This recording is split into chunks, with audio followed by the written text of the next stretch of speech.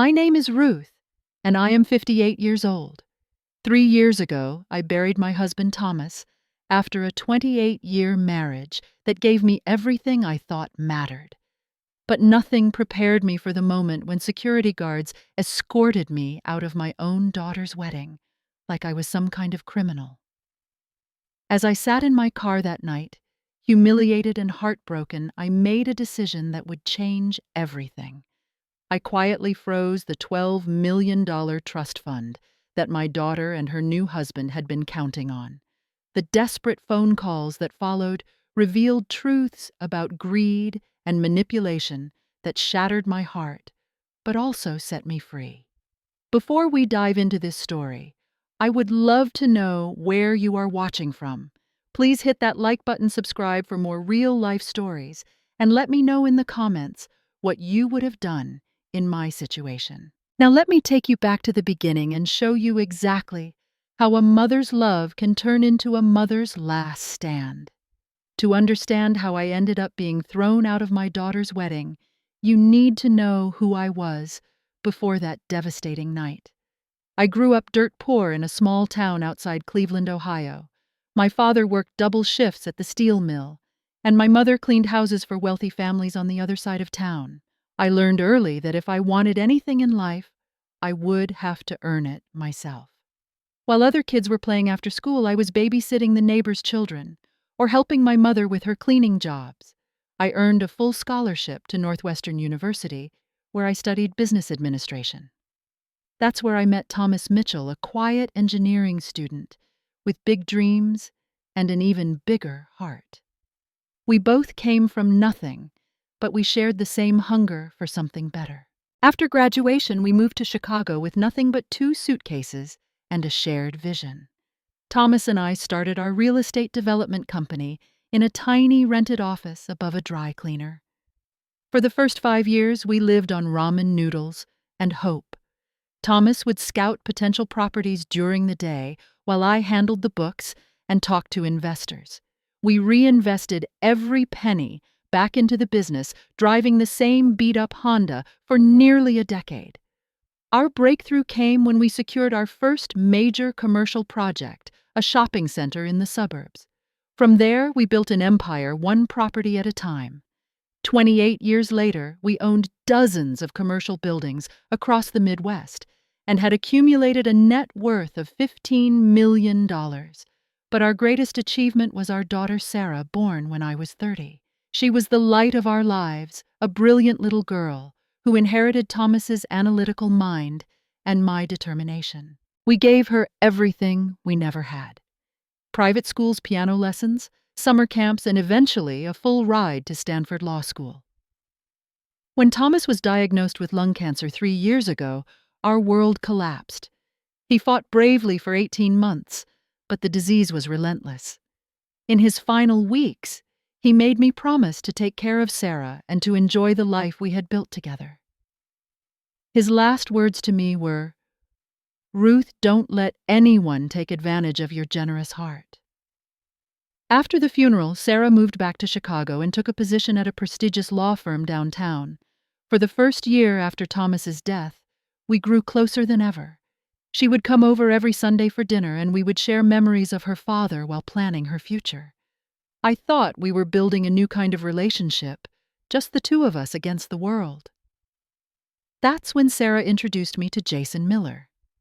Jason was 32 years old, tall, charming, and seemingly successful. Sara had met him at a legal networking event where he was presenting his latest startup venture, some kind of technology platform for small businesses. He drove a luxury car, wore expensive suits, and spoke confidently about his various business endeavors. At first, I genuinely liked Jason. He seemed to adore Sara and treated her with respect.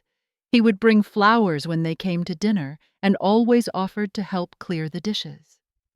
He asked thoughtful questions about Thomas's business and seemed impressed by what we had accomplished. For the first few months, I thought Sara had found herself a real winner, but then I started noticing small changes. Jason began steering conversations toward financial topics with increasing frequency. He would ask detailed questions about my investment portfolio, the trust fund I had established for Sara, and my plans for the family business. At first, I attributed his curiosity to natural interest in his girlfriend's family, but his questions became more specific and persistent. Sara's behavior started changing too. She became secretive about their plans and would quickly end phone calls when I walked into the room. When I asked about her day or her relationship, she would give vague, dismissive answers. The daughter, who used to share every detail of her life with me, was suddenly building walls. The first major red flag came when Sara asked to borrow $500,000 from her trust fund to invest in Jason's startup. She presented it as a guaranteed opportunity with incredible returns. When I asked to see a business plan or financial projections, Sara became defensive and accused me of not trusting her judgment. I had established Sara's trust fund with money from Thomas's life insurance policy. The fund was worth $12 million, designed to provide her with financial security for the rest of her life. According to the terms I had set up, Sara would gain full access to the principal when she turned 30, which was still 2 years away. Until then, she received a monthly allowance of $8,000, which was more than enough to cover her expenses. When I refused to approve the early withdrawal for Jason's business venture, Sara exploded. She accused me of being controlling and manipulative, of trying to sabotage her happiness because I was jealous of her relationship. The conversation ended with her storming out of my house, shouting that I would never understand real love because I was bitter and alone. For 2 weeks, Sara didn't return my calls. When we finally spoke again, she was cold and distant. She apologized for losing her temper, but maintained that I was wrong to refuse the loan.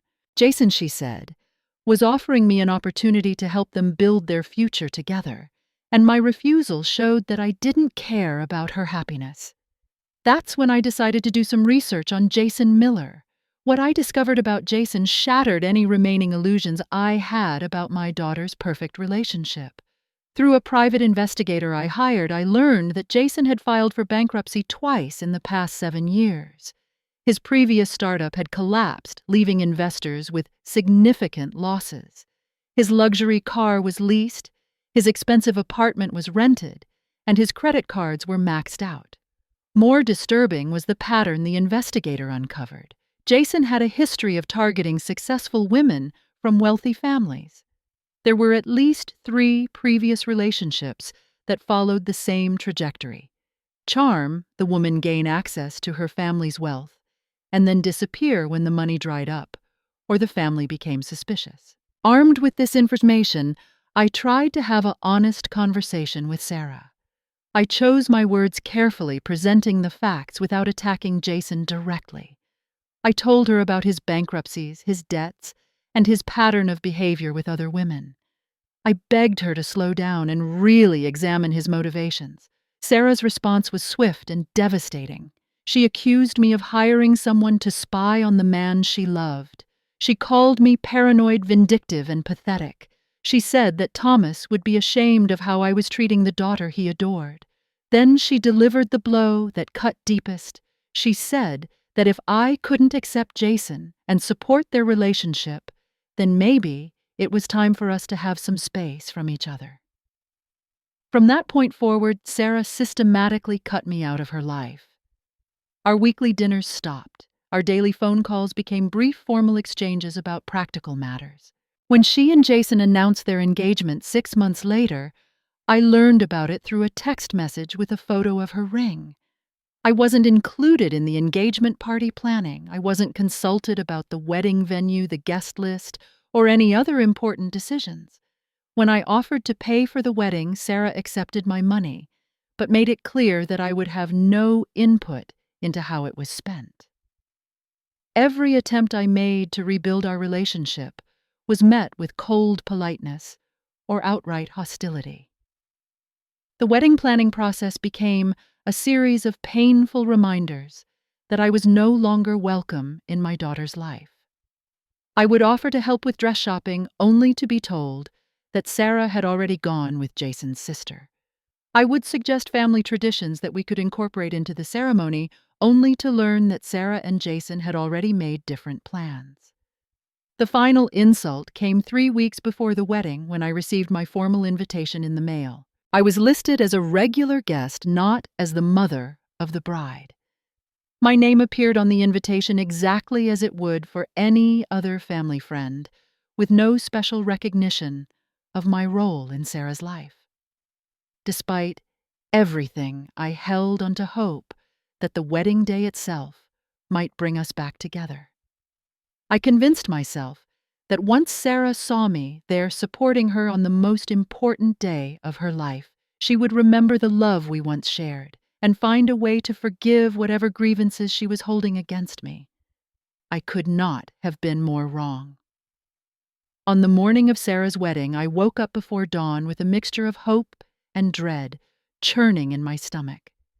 I had spent weeks choosing the perfect outfit, an elegant navy dress that Thomas had always loved, paired with the pearl necklace he gave me for our 20th anniversary. I had also prepared a special gift for Sara, my grandmother's diamond necklace, a family heirloom that had been passed down through 3 generations of women in our family. I arrived at the venue 2 hours early, hoping to have a few quiet moments with Sara before the ceremony began. The country club was beautifully decorated with white roses and gold accents, exactly the kind of elegant affair that Sara had always dreamed of. As I walked through the main entrance, I felt a surge of pride, knowing that my financial contribution had made this dream possible. But when I approached the bridal suite to see Sara, I was stopped by Jason's sister, who informed me that the bride was not seeing anyone before the ceremony. When I explained that I was Sara's mother, the woman looked uncomfortable and said that Sara had specifically requested no visitors. I stood in that hallway for several minutes, holding my grandmother's necklace, wondering how I had become a stranger in my own daughter's wedding day story. The ceremony was scheduled to begin at 4 o'clock. At 3:30, I made my way to the main chapel, expecting to be seated in the front row as the mother of the bride. Instead, an usher directed me to a seat in the back section behind distant cousins and college friends I had never met. When I politely mentioned that there seemed to be a mistake, the usher checked his list twice and confirmed that this was indeed where I was supposed to sit. As the guests filled the chapel, I watched Jason's family take their places in the front rows. His parents, his siblings, his grandparents, all positioned where they could clearly see and participate in the ceremony. Meanwhile, I sat in the back like a distant acquaintance, invisible and forgotten. When the music began and Sara appeared at the back of the aisle, my heart broke and swelled simultaneously. She looked absolutely radiant in her gown, more beautiful than I had ever seen her. For a moment, I forgot about all the hurt and anger and felt nothing but pure maternal love and pride. This was my baby girl, the child I had carried and raised and loved with every fiber of my being. But as Sara walked down the aisle, her eyes swept over the crowd without ever landing on me. She smiled and nodded at Jason's family members, acknowledged college friends and work colleagues, but her gaze never found mine. It was as if I didn't exist. The ceremony proceeded beautifully. The minister spoke about love commitment and the joining of 2 families. Jason's father gave a reading about the blessing of children. Sara and Jason exchanged vows that they had written themselves, promising to honor and support each other through all of life's challenges. I sat in my back row seat, tears streaming down my face, trying to capture every moment in my memory, while simultaneously feeling like I was watching my daughter's wedding from outside a window. When the minister announced that Jason could kiss his bride, I instinctively stood up and raised my phone to take a picture of this precious moment. That's when everything went wrong. Jason's best man, who apparently doubled as wedding security, immediately approached me and asked me to sit down. When I explained that I was simply trying to photograph my daughter's first kiss as a married woman, he informed me that photography by guests was not permitted during the ceremony. I looked around and noticed several other guests taking pictures with their phones, but I complied and put my phone away. However, when the newly married couple began their procession down the aisle, I stood up again to get a better view. I wanted to see Sara's face, to catch her eye, to share this moment with her, even if it was just for a second. The best man approached me again, this time more aggressively. He told me that I needed to remain seated until the bridal party had completely exited the chapel.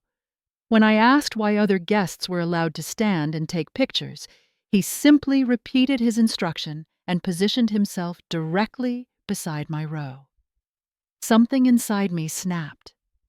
After months of being excluded, dismissed, and treated like an unwelcome stranger at my own daughter's wedding, I was not going to be bullied into missing the moment when she walked back up that aisle as a married woman. I stood up anyway and moved toward the aisle to get a clear view. That's when Jason's best man called for actual security. Within minutes, 2 uniformed guards approached me and asked me to come with them. When I protested that I was the mother of the bride, they said they had been instructed to escort me off the property immediately. As the security guards led me out of the chapel, I looked desperately for Sara, hoping she would see what was happening and intervene. Our eyes finally met across the crowded room. For a split second, I thought I saw confusion and concern in her expression. I mouthed the word Sara and reached out toward her. But instead of rushing to help me, instead of demanding to know why her mother was being removed from her wedding, Sara simply turned away. She turned away and continued smiling and accepting congratulations, as if nothing unusual was happening. The security guards walked me through the main lobby of the country club, past dozens of wedding guests who stared and whispered as we passed. I was escorted to my car in the parking lot and told not to return to the property. The entire incident took less than 10 minutes, but it felt like a lifetime of humiliation and heartbreak compressed into the worst 10 minutes of my life. I sat in my car in that parking lot for nearly an hour, unable to process what had just happened. The woman I had carried in my womb, nursed through countless illnesses, celebrated through every milestone, had just allowed me to be thrown out of her wedding like a common criminal. The daughter who used to crawl into my bed during thunderstorms and beg me to tell her stories about her daddy had chosen a man over the mother who had sacrificed everything for her happiness. As I finally drove home, my mind raced through 30 years of memories. I thought about the nights I stayed awake when Sara had colic as a baby. I remembered teaching her to ride a bike, helping her with algebra homework, and sitting in hospital waiting rooms during her appendectomy when she was 12. I thought about the college tuition I paid, the law school expenses I covered, and the trust fund I had established to ensure her future security. Most of all, I thought about Thomas and the promise I had made to him about taking care of our daughter. Had I failed him by spoiling her? Had my desire to give her everything we never had created a monster who believed she was entitled to my love and support regardless of how she treated me? I didn't sleep that night. Instead, I sat in Thomas's old office surrounded by photos of our family from happier times and made the most difficult decision of my life. If Sara wanted to treat me like a stranger, then perhaps it was time for me to stop enabling her fantasy that she could have my financial support without my presence in her life. The next morning, I called my attorney and asked him to meet me at his office immediately. By 10 o'clock, I had signed the paperwork to freeze Sara's trust fund entirely. Not just the principal that she couldn't access until age 30, but also the monthly allowance that had been providing her with spending money since college. The legal language was simple, but devastating. All disbursements from the Sara Mitchell Trust were suspended pending a comprehensive review of the trust's terms and beneficiary status. Until further notice, Sara would receive no money from the account that had been supporting her lifestyle for the past 8 years. My attorney warned me that this was a nuclear option that would likely destroy any remaining relationship I had with my daughter. I told him that relationship had already been destroyed, and now it was time for Sara to learn what independence really meant. For the first time in 3 years since Thomas's death, I felt like I was in control of my own life again. I wasn't being manipulated, used, or taken for granted. I was finally standing up for myself and demanding the respect that should have been mine by right. As I left the attorney's office that day, I felt something I hadn't experienced in months. Peace. For the next 10 days, I maintained complete radio silence. I didn't call. Sara didn't text her and didn't respond to any attempts at communication from her or Jason. I figured they would be too busy with their honeymoon in Italy to notice that the monthly allowance hadn't been deposited into Sara's account on schedule. I was wrong. On day 8 of their honeymoon, my phone started ringing. The first call came at 6 in the morning, Chicago time, which meant it was already afternoon in Rome. Sara's voice was panicked and confused. She said there seemed to be some kind of problem with her trust fund account, and could I please call the bank to straighten it out? I let that call go to voicemail along with the 3 others that followed throughout the day. By evening, Sara's messages were becoming increasingly frantic. She needed to pay her rent, she said. She had bills due and no access to her usual income stream. Surely this was just some kind of administrative error that could be fixed with a simple phone call. When I still didn't respond, Jason took over the calling campaign. His approach was different from Sara's. Where she had sounded confused and worried, he was immediately accusatory and threatening. He left voicemail messages demanding that I fix the problem with Sara's account immediately. He said they had expenses related to their new married life, and I was being vindictive and cruel by playing games with their financial security. By the time they returned from Italy, I had received 47 phone calls and dozens of text messages. The tone had evolved from confusion to anger to outright panic. Jason's final voicemail, left from the airport as they landed in Chicago, was particularly revealing. He said that if I didn't restore Sara's allowance immediately, I would be hearing from their attorney about elder abuse and financial manipulation. The irony was not lost on me. The man who had been systematically isolating my daughter from her family and manipulating her into cutting me out of her life was now accusing me of manipulation. 3 days after they returned from their honeymoon, Sara showed up at my house unannounced. She was a mess, crying and disheveled in a way I hadn't seen since she was a teenager. She begged me to explain what was happening with her trust fund and pleaded with me to fix whatever was wrong. When I calmly explained that nothing was wrong, that I had simply decided to freeze the account, Sara's grief turned to rage.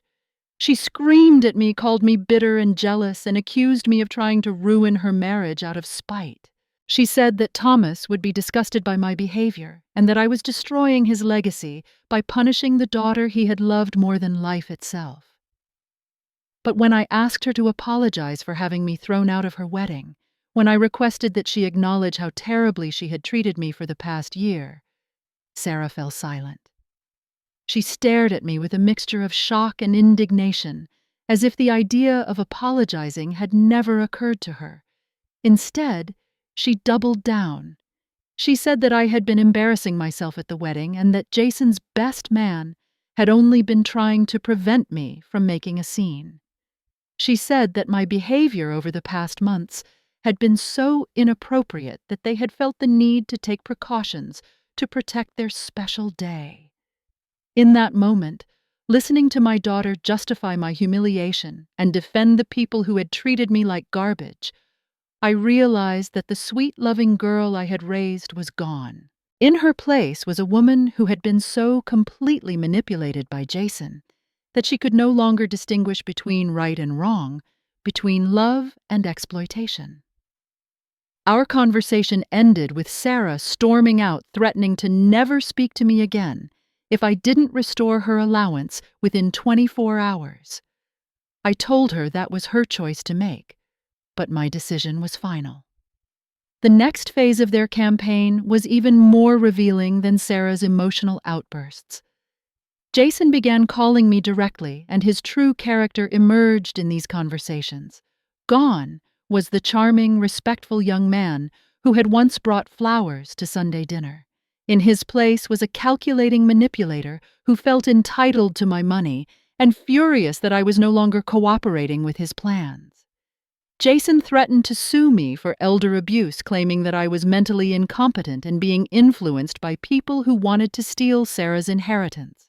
He threatened to prevent me from ever meeting my future grandchildren. He even threatened to have me investigated by Adult Protective Services, claiming that my erratic behavior indicated I was no longer capable of managing my own affairs.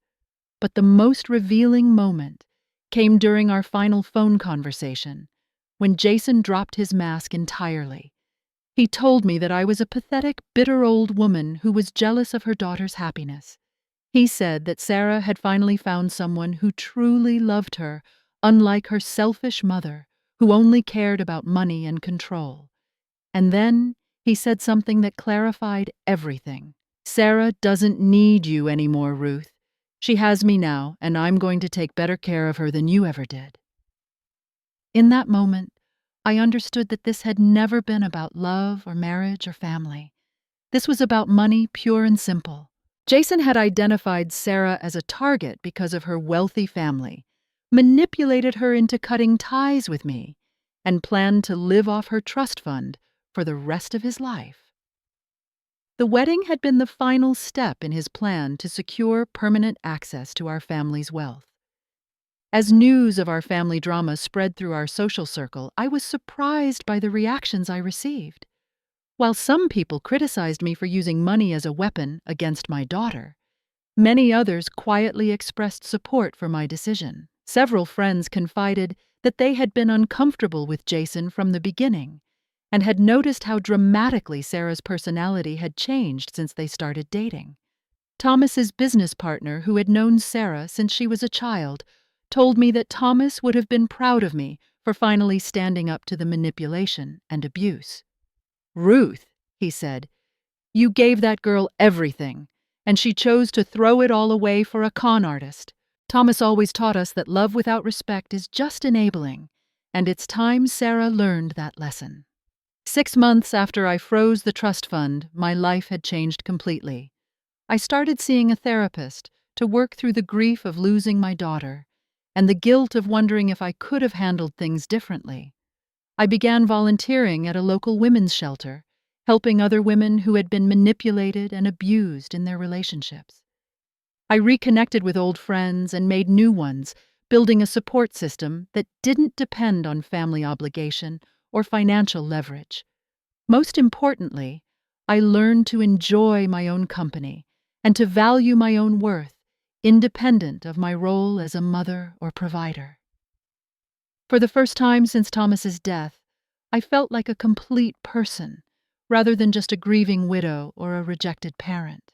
The phone calls from Sara and Jason had stopped after the first few weeks, replaced by an ominous silence that was somehow more painful than their angry demands.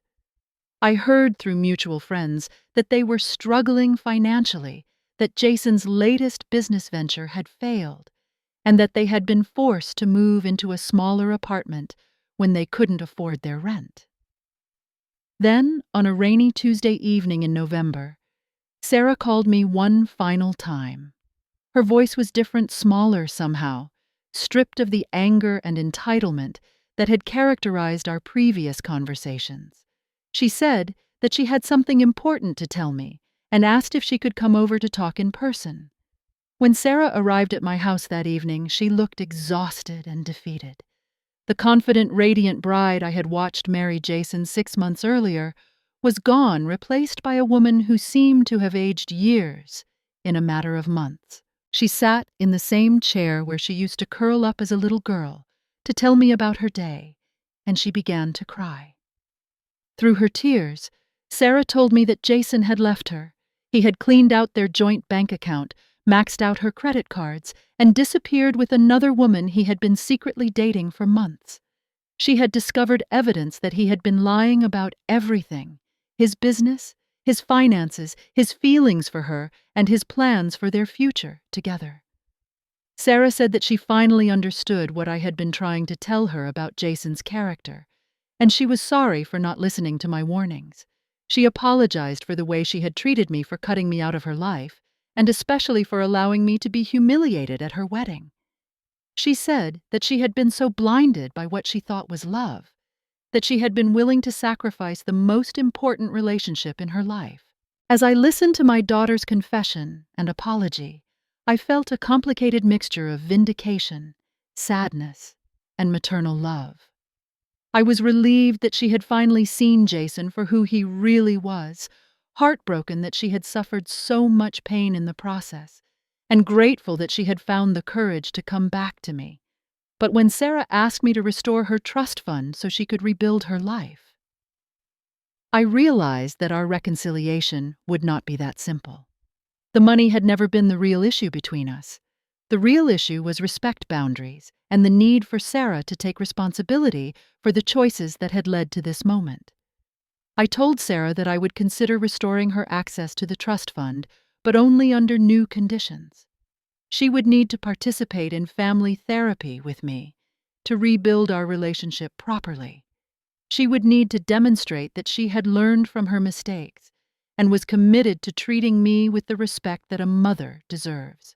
And Jason could never have any access to or influence over her financial decisions, regardless of whether they reconciled or divorced. Sara's response revealed that she still didn't fully understand the depth of the damage that had been done to our relationship. She said that therapy wasn't necessary, that her apology should be enough, and that my conditions were unfair and controlling. She said that she needed my help to get back on her feet, and that placing restrictions on her access to her own inheritance was just another form of manipulation. In that moment, I realized that Sara was still thinking about our relationship in transactional terms. She believed that her apology entitled her to forgiveness, and that my forgiveness should automatically restore her access to financial support. She hadn't yet learned that love and money are separate things, and that rebuilding trust requires sustained effort and changed behavior, not just words. I told Sara that I loved her unconditionally and would always be her mother, but that I would not continue to enable her poor choices or accept disrespectful treatment in exchange for providing financial support. The trust fund would remain frozen until she demonstrated that she was ready to rebuild our relationship on a foundation of mutual respect rather than financial dependency. Sara left that night angry and disappointed, and I haven't heard from her since. Through mutual friends, I learned that she filed for divorce from Jason and moved back in with a college roommate while she tried to rebuild her life. I also learned that she is considering legal action to challenge my control over the trust fund, claiming that I am using it to manipulate and control her. The truth is, I hope Sara finds a way to build a successful, independent life for herself, with or without my money. The $12 million in that trust fund represents security and opportunity, but it also represents a test of character. If Sara can learn to value our relationship more than she values my bank account, then she will have become the kind of person who deserves both my love and my financial support. If not, then at least I will have learned to value myself enough to refuse to be taken for granted by anyone, even my own daughter. The hardest lesson I learned through this experience is that being a good mother sometimes means saying no, even when saying yes would be easier. It means setting boundaries even when those boundaries cause pain, and it means loving someone enough to let them face the consequences of their choices, even when you have the power to rescue them. Thomas used to say that the greatest gift we could give Sara was the knowledge that she was capable of surviving and thriving on her own. I failed to give her that gift when she was young because I wanted to spare her the struggles that Thomas and I had faced. But it's not too late for her to learn that lesson now. Every day, I hope that Sara will call me with a genuine desire to rebuild our relationship based on love and respect, rather than money and obligation. And every day I strengthen my resolve to never again allow anyone to treat me as less than I deserve, regardless of our shared blood or history. The trust fund remains frozen, not as a punishment, but as a reminder that love cannot be bought, respect cannot be purchased, and family relationships must be built on a foundation stronger than financial dependency. I am 60 years old now, and for the first time in my life, I am completely free. Free from manipulation, free from being taken for granted, and free to build relationships with people who value me for who I am rather than what I can provide. And if Sara ever finds her way back to the woman I raised her to be, she will discover that her mother's love was always worth more than any trust fund, and that the greatest inheritance I can give her is the knowledge that she is strong enough to build her own life on her own terms. Have you ever had to make a difficult choice between enabling someone you love and protecting yourself from their harmful behavior? I would love to hear your thoughts in the comments below. If this story resonated with you, please give it a like and share it with someone who might need to hear this message about the importance of setting boundaries in family relationships. Don't forget to subscribe for more real-life stories about love loss and finding strength in difficult situations. Thank you for listening to my story, and I hope it reminds you that sometimes the most loving thing we can do is refuse to be taken advantage of even by the people we love most. May you find the courage to value yourself as much as you value others.